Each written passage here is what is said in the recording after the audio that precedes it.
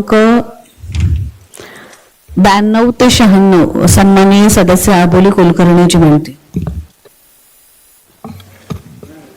सन्माननीय महापौर, सन्माननीय अतिरिक्त आयुक्त साहेब, सन्माननीय सर्व सदस्य, सन्माननीय पत्रकार बंधू भगिनी आणि प्रेक्षकगृहातील प्रेक्षक, मी ठराव क्रमांक 92 ते 96 लिहिल्याप्रमाणे मांडत आहे.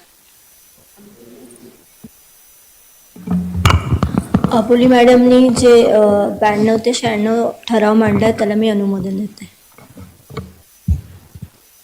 सन्माननीय सदस्य आपल्याला बोलायचं आहे, बोला.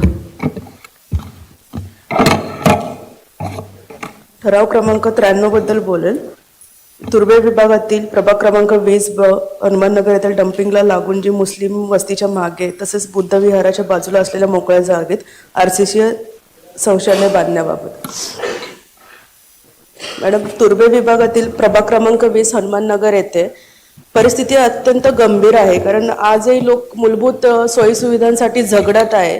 आज आपण 2026 मध्ये वावरतो. आज आपण एक स्वच्छ नवी मुंबई, सुंदर नवी मुंबईकडे वाटचाल करतो आणि आपण आहोत, पण कदाचित झोपडपट्टी भाग हा त्याच्यापासून वंचित आहे.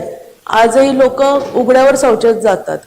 मग त्यासाठी ही अत्यंत गंभीर बाब आहे आणि याचा विचार आपण करावा अशी माझी विनंती आहे.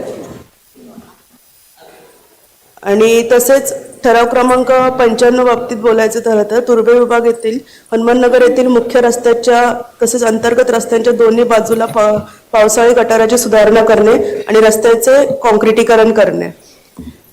मॅडम, काही दिवसातच पावसाळा सुरू होईल आणि जो मुख्य रस्ता आहे, जो फैजरचा रोड आहे, तो मेन रोड MIDCचा आहे आणि मोठमोठ्या अवजड वाहनांमुळे तो रस्ता नेहमी खराब होत असतो आणि पावसामध्ये पाणी साचल्यामुळे नागरिकांना त्याचा भरपूर असा त्रास होत असतो.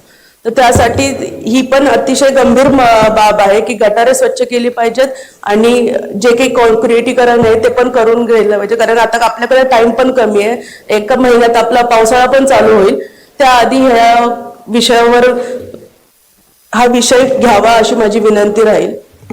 आणि तसेच राहिला तर ठराव क्रमांक 96 जे हनुमाननगर ते एव्हरेस्ट निवारा सर्कल पर्यंत मुख्य रस्त्यालगत असलेल्या पदपथावर एकाच रांगेत सार्वजनिक शौचालय असल्याने संपूर्ण परिसर गलिच्छ तसेच दुर्गंधीयुक्त झालेला आहे.